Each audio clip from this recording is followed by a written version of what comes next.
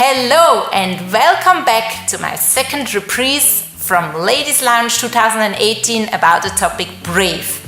I love this statement. It says we cannot be strong all times, but we can always be brave. What I mean with this sentence, I love to share right now. In Psalm 138 verse 3 it says, "When I called out to you, you answered me. You made me strong and brave." And the topic of today is the conversion. I love this Bible verse because it says that when I talk with Jesus, then He gives me something and a conversion takes place. And it's what Hannah in the Old Testament, this story, and I mentioned that story in former podcasts.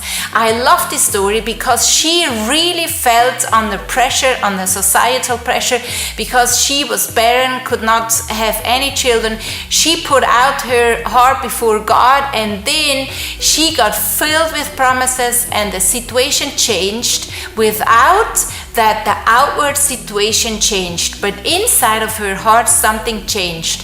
So this is what I think we always can be brave. We are not anytime strong. She was not strong at all, but she decided to believe what God said in her life more than what the circumstances were telling her. And this is what I understand. We can always be brave to put more weight on what God is saying than on what the circumstances are telling you. So last year I felt stressed more and more, and it was hard for me to get relaxed. And this was a topic that I really had in my mind. How can I get more relaxed? Because I felt the stress is not good and I'm always in a tense and stressed. And we had a pastor's time out with all my pastor friends from our ICF movement, and Leo was there and had a talk. And he said something about fasting, the 40 days of fasting, and he said that on this 40-day fast, we always give up on something for 40 days, but why don't we add something for one time? And he made just an example and said, why don't we add walking with my wife for 1 hour every day?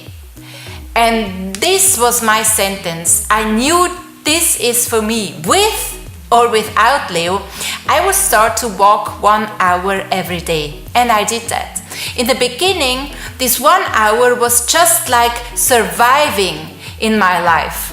And then all of a sudden, the longer I did it, the more I realized it's something that builds up this inner power in me, so in order I can withstand the to-dos, because I felt a lot of pressure in my thoughts with all my to-dos, and all of a sudden, it was not only that I felt like surviving with this 1 hour, but all of a sudden it was as if I have enough space between my to-dos and myself, and could more relax and say, okay, this I have to do, that can wait, and this I can skip.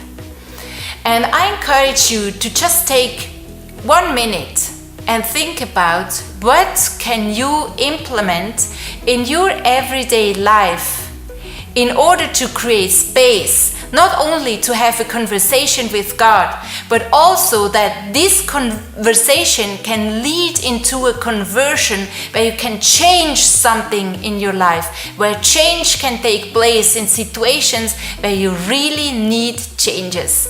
And as I told you last week about this snailfish, I am so impressed about, because he can withstand a pressure as much as if 1,600 elephants would stand on him. He builds up inner pressure in order to sustain this outward pressure.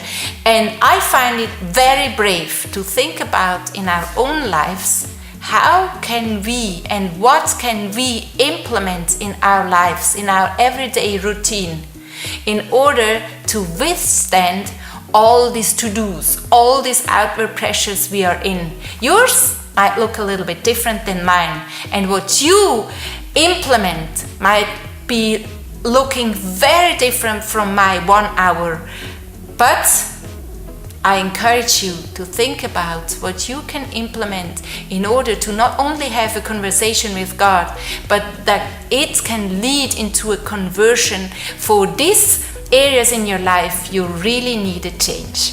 We cannot be strong all times, but we can always be brave. And I wish you a great week in making brave decisions. Bye-bye.